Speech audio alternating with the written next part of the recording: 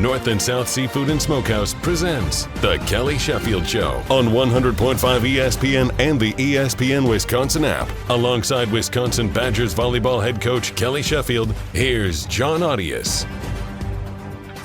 Welcome in. It is another edition of The Kelly Sheffield Show, brought to you by North and South Seafood and Smokehouse. I'm Jon Arias, joined by Wisconsin volleyball head coach Kelly Sheffield. We're going to recap the last couple of matches, look forward to the Badgers' first road match of the season coming up a little bit later on. We'll take some questions from you, the fans that we've collected throughout the week here. So, Kelly, congratulations on another victory, last time out against in-state rival Milwaukee. Now, the last two matches, I'm not sure what the opponents are passing in Chicago State and Milwaukee. I don't know what those numbers are, but I do know your team has had 21 service aces behind the line in 6 sets.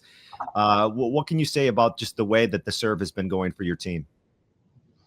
Well, I think it's going to be a real strength all year long. It's, I think we've got 6 or 7 servers that can really get behind the line and get a run of points.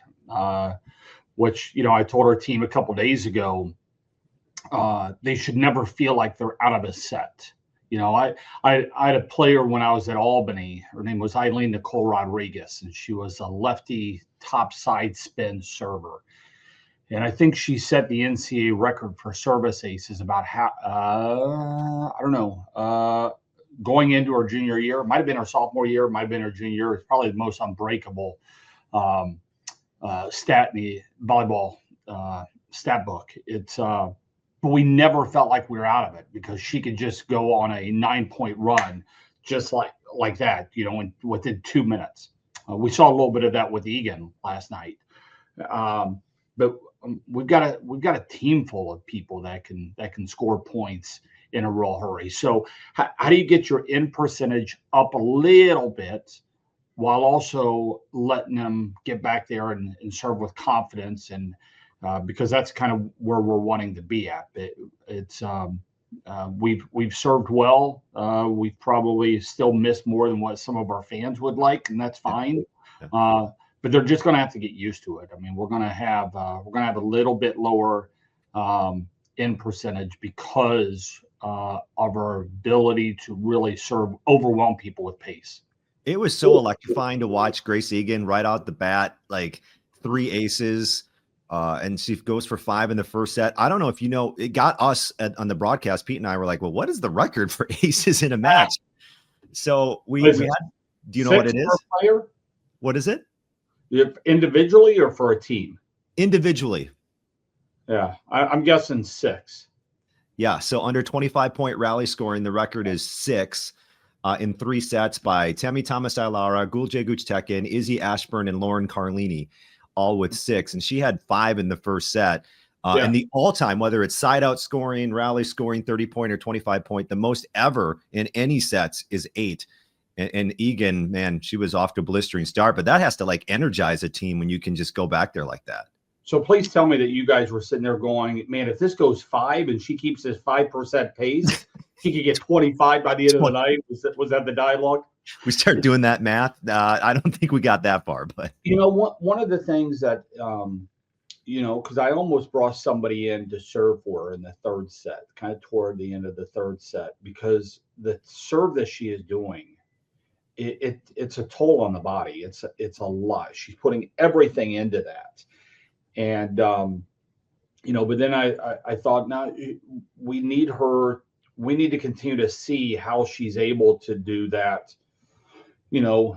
over a period of time, because we played Kansas and that went 5 sets, but she spent, the middle portion of it out. Right. And so, and I think everything since then has been 3-0 sweeps. And so, that's one of the concerns about that serve is the toll it takes over the course of a match, a week, a season.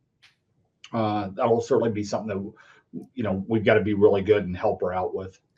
You've talked about the blocks and what you're trying to accomplish there, positive touches. Can you talk a little bit more for fans who just only look at totals, but what other things is your team trying to accomplish on the block, and how is that coming around? How would you assess the blocking? Yeah, I mean, it's a team defense, right? It's and you see that in about any team sport is, how do they work together? And you can get a ton of stuff blocks, but if you're also just getting tooled a lot, and they're getting tools off of you, there's tool shots that are just really, really good offensive swings. Mm-hmm. And then there's some off the blocks that are just a bad block. They're putting their hands in really bad positions. We want to continue to put our hands in really good positions. Sometimes that is on top of the ball and stuffing it. And anytime we have that opportunity, we certainly want to do that.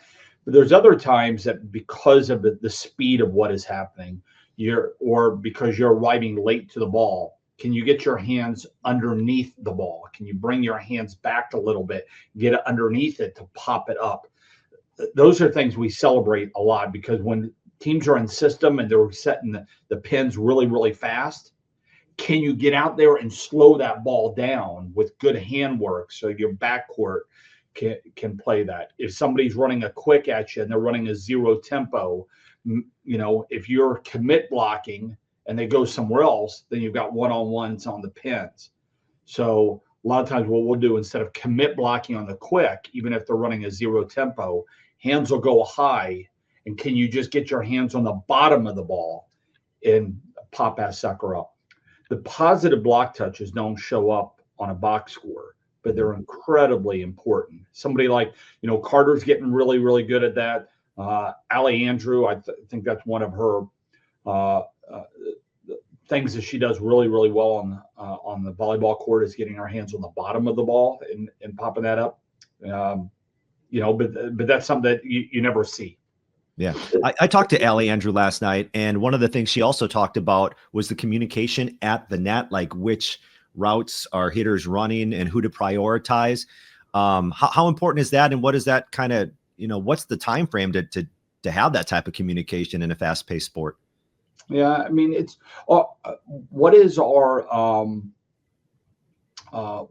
natural state? I guess we've got a natural state of a lot of our players that can be pretty quiet, and they're trying to figure things out, but they're trying to figure things out within. That's probably where a lot of our players are, their natural state. And what we've been trying to pull out of them is you've got to be able to communicate with each other, and through it, not just between points, but during the points. And that's one of the things I think it plays out in so many different. You've got 6 people in a really small space, and things happen really fast. And and so if you're not communicating, that also leads to hesitation. We saw that in a lot of the play the opening weekend. Is this mine? Is this yours? And in some critical moments, and that just happens over the more that you play with each other, and the more that you're trying to pull on that thread of getting people to communicate effectively with each other. I saw a team that was swarming at the ball when it was kind of in the seams, when things were happening pretty fast last night, without the hesitation, with really good communication. We've really taken a big step in that. You can see that no matter who you're playing, that those things start coming out, and it's just the evolution of a new team. I did have another quick question about Allie as well, since we've talked about her a couple of times. Can you remind me again what it was like getting Allie Andrew from the transfer portal? What was that process like? It happened, I think, pretty quick. Okay. She went in, and we reached out. I don't know how many schools she talked to. I don't think it was that many. I think it was just a good fit. It was a position that we lost quite a bit, and we were looking for somebody with some experience. We'd already known the family, recruiting her sister, for a period of time. So, they'd spent time, her parents had spent time here, and she played here. We played against each other, because that seemed like that Baylor, Wisconsin partnership lasted for a decade when we were playing against each other. So there was a lot of familiarity with her game and her family and their values. But it was trust me, it was a day that we were celebrating when we got her, because we just thought it'd be an excellent fit, and it's proven to be the case. Absolutely. All right, coming up next on the Kelly Sheffield Show, we'll talk a little bit about Friday's opponent in the Georgia Tech Yellow Jackets, and a little bit later on, your questions for the Wisconsin volleyball head coach. This is the Kelly Sheffield Show, brought to you by North and South Seafood and Smokehouse on the Wisconsin Badgers Volleyball Radio Network. And welcome back. This is the Kelly Sheffield Show, brought to you by North and South Seafood and Smokehouse. Wisconsin takes on the Georgia Tech Yellow Jackets coming up on Friday at 6 p.m. Central Time. You can hear it on the Wisconsin Badgers Volleyball Radio Network. And I want to talk about your next opponent here in just a moment. But I also first want to take you back to the Chicago State match when Morgan Van Wee got in there. She gets her first career ace. This is a player who, grew up going to camps, going to matches at the field house. I know I talked to her last night before the Milwaukee match, and she said whether she's cheering from the bench or getting an ace, just getting to contribute is just awesome. She also talked about how she loves being a great teammate. So what did you think when you got to see Morgan contribute on the court on last time out Friday against Chicago State? Now, I love the confidence that Morgan goes in with. She brings that every day into her practice gym, and she does it every time. She doesn't get a lot of playing time, but when she does, she's going in there, and you can just tell everything in her being. She's prepared herself mentally for those moments, and so she's a hard worker. She's a great young lady, and I think you saw the reaction of all of her teammates when she was able to pick that up. Yeah, it was a very, very cool moment for sure from Waunakee, Wisconsin, Morgan Van Wee. Your team heads to Georgia Tech for a Friday matchup. What type of team will you be facing when you get the Yellow Jackets? Now, that's a team that Badger fans remember from the NCAA tournament a year ago. How are they similar? How are they different? What type of team are you getting on Friday? Now, they had two elite outsides that both graduated that were really, really good. All-Americans, I think both of them were. Both of them are gone. Still a really good team. They do a great job of bringing in international players that have had a lot of experience. It'll be interesting. We're just having a meeting right before this of, are they going to go with a 5-1 or a 6-2? Because the last two matches, they've switched over to a 5-1. They've been running a 6-2, and that changes a little bit. They lost a match last night that they hit close to 400. You don't see that very often. So it was a match they hit for a very high percentage, but their opponent hit for a very high percentage as well. So we're just starting to dive into a little bit of that film right now. We leave here pretty quick. What is that? Is it a lot of extra prep when a team can go 5-1, 6-2 and kind of keep the opposition on its toes? Like how much more is something like that for you to prepare for? Well, there definitely. I mean, typically if you're running a 6-2, you don't have to worry about slides as much. It kind of depends on whether their pin hitters are being de-essed in the back row as well.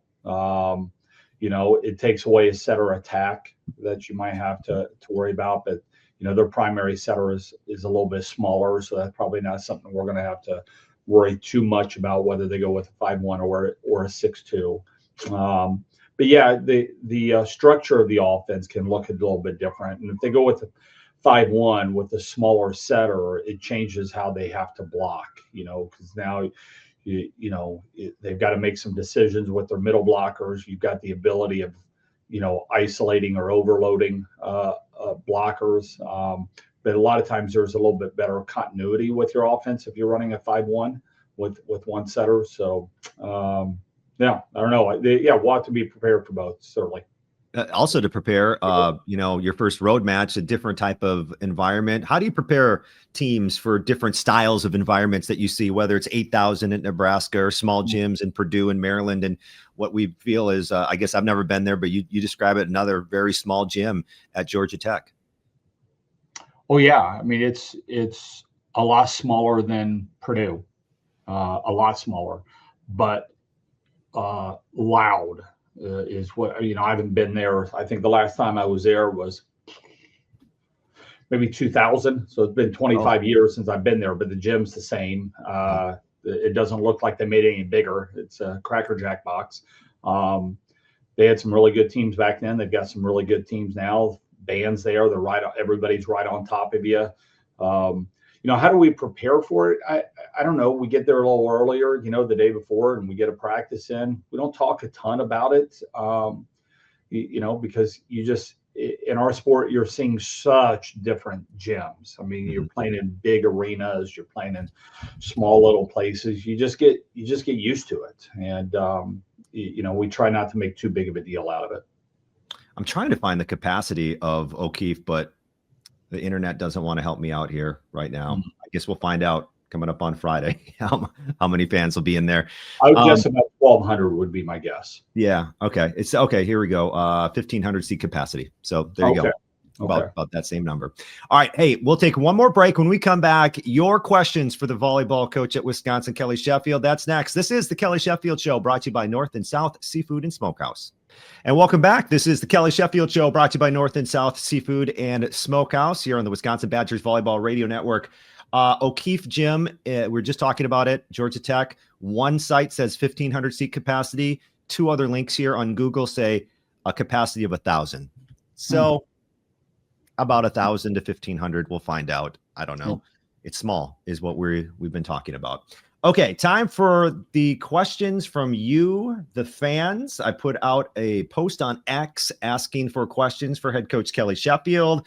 We got, I think, a lot of good ones here. So Clay asks, what does Kelly talk to the team about during an early set one video review? He adds, it seemed like a Bull Durham conversation. What do you talk about to the team during?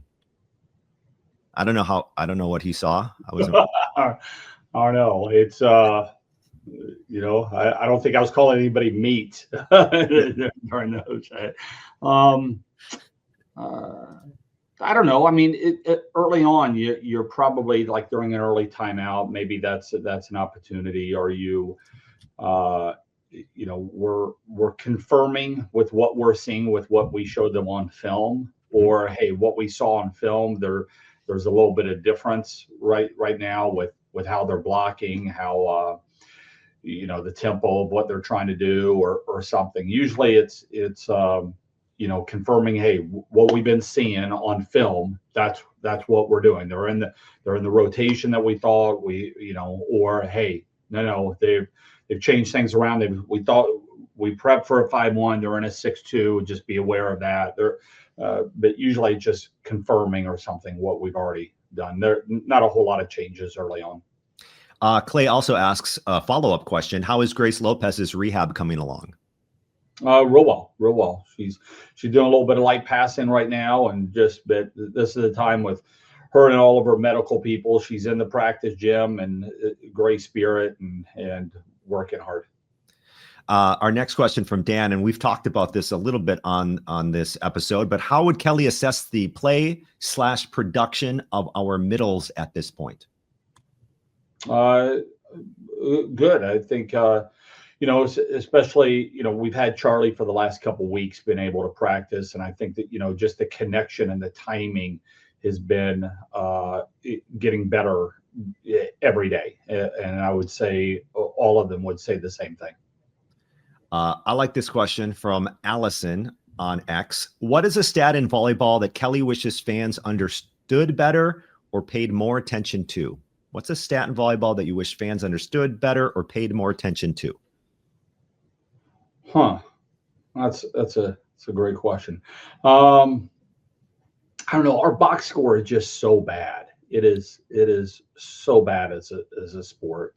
I don't know any coaches that spend any time on the box score because it just doesn't tell you very much. Because you have it's not one game. It's many games. Rotation versus rotation, and then they each rotate, and it's rotation versus rotation. And at the end of it, you're going to win if your side out percentage and your point scoring are over 100%, right? So typically if your point scoring is say at 43% and your side out percentage is at 63%, you're going to win that, right? And so we try to not only get obviously over 100% within each set, but we try to get over 100% within each matchup in the rotation. And so if you are point scoring at 50%, if a player is going back here and point scoring at 50%, that's a really high number. And so people get upset about service errors, but what we're really kind of trying to chase is that 50%. If they can score a point every 2 times they go back to serve, we're doing well. And can we side out at 60%? And so, there's not a lot that kind of shows those types of stats. And those are kind of the game within the game. What would you take out of a box score, or what would you add to a box score if you could, to make that thing a little bit more useful? You trash it and start again. I mean, it's just that's a whole new show here. That's the entire time. I mean, there's just, I don't know. There's those can certainly be a part of it. I don't think we have time for Allison's other question, so I'd like to save it for another day if possible. She's asking your favorite athlete of all time in any sport, and or your daughter's favorite athletes if they have one. So think about that, and we'll talk about that in the next show, okay? Yeah, let's do that. Okay, awesome. Wisconsin takes on Georgia Tech on the road in Atlanta, Friday, 5:30, the pre-match show. First serve just after 6 p.m. You can hear it on the Wisconsin Badgers Volleyball Radio Network. Kelly, thank you for your time today. And to you, the audience, thank you for listening to this episode of the Kelly Sheffield Show, brought to you by North and South Seafood and Smokehouse on the Wisconsin Badgers Volleyball Radio Network. Boom.